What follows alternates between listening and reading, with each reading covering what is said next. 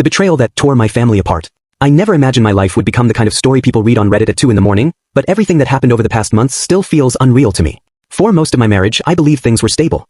Not perfect, but safe. Laura and I had been together for 5 years, and her daughter Mia, who is 14 now, treated me like the only real father she ever had. I thought we were a team. A family. That belief shattered on a Tuesday afternoon, when I came home early from work and found a message from my wife saying, "We need to talk tonight. Please don't be mad." Those 5 words were enough to make my stomach twist. When she came home, she looked like someone who spent hours rehearsing what to say. She sat down, avoided my eyes, and told me she'd been emotionally confused. I asked if she had cheated. She said no.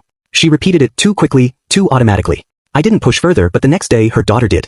Mia approached me right after coming home from school, pale and anxious, and asked if we could speak privately. When we sat down, she handed me an envelope and whispered, "Please don't yell at my mom."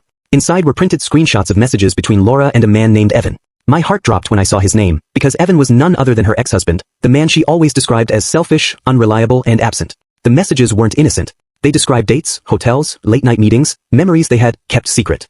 And it had been going on for more than a year. That night, when I confronted Laura, she tried to paint it as something complicated, something she didn't know how to explain. First she said she didn't want to tell me because she was trying to help Mia reconnect with her father. Then she said she only met Evan because he threatened to take Mia away. Then she claimed nothing physical had ever happened. But her explanations contradicted each other so much that I couldn't believe her anymore. Mia cried, saying she didn't want to lose me, and told me that her father had been manipulating her mom, threatening legal action, and even guilt-tripping Mia into helping him fix the family he abandoned years ago. I thought Evan was the only problem, until I discovered money missing from our savings. $8,000. At first Laura denied taking it, then admitted she gave it to Evan to help him get back on his feet, even though we both knew he was using her. What I didn't know yet was that Laura wasn't just being manipulated. Something else was happening behind my back. A few weeks after I moved into my brother's house, I received an anonymous email. It said, "If you want the truth, look closer at who Laura spends time with." Attached was a photo of her having dinner with another man. Not Evan. Someone I'd never seen. After searching his name, I learned he was her therapist, someone she had been seeing for stress and marital anxiety.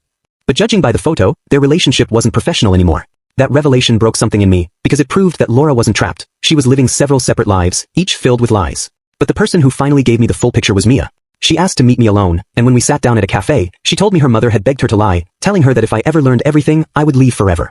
Mia was shaking when she handed me a few torn pages from her mother's journal that she had found. In those pages, Laura wrote that she didn't want to be married anymore, that she felt broken and alone, that Evan made her feel guilty, and that her therapist made her feel visible again. She wrote that she knew she was ruining everything but didn't know how to stop. Reading those lines felt like holding the ashes of a marriage I didn't even know had already burned down. A week later, Laura came to see me. She confessed everything, her meetings with Evan, the money she gave him, the emotional affair with her therapist, the lies she told me and Mia. She said she felt like she was falling apart and didn't know who she was anymore. But then she told me something I didn't expect. Evan had started threatening me. He blamed me for interfering, and said he would show up at my job to expose my wife's infidelity and destroy my reputation. The moment she told me that, I realized the situation wasn't just emotionally dangerous, it was spiraling toward something worse. And then something happened that neither of us expected. Mia stepped forward, not as a scared kid, but as someone determined to protect herself. She showed me recordings she had made of Evan. Recordings of him threatening her, manipulating her, trying to force her into helping him scam her mother out of more money. She said she was tired of being used by everyone. She took the recordings to the police herself. They opened a case, and Evan was arrested for harassment and extortion.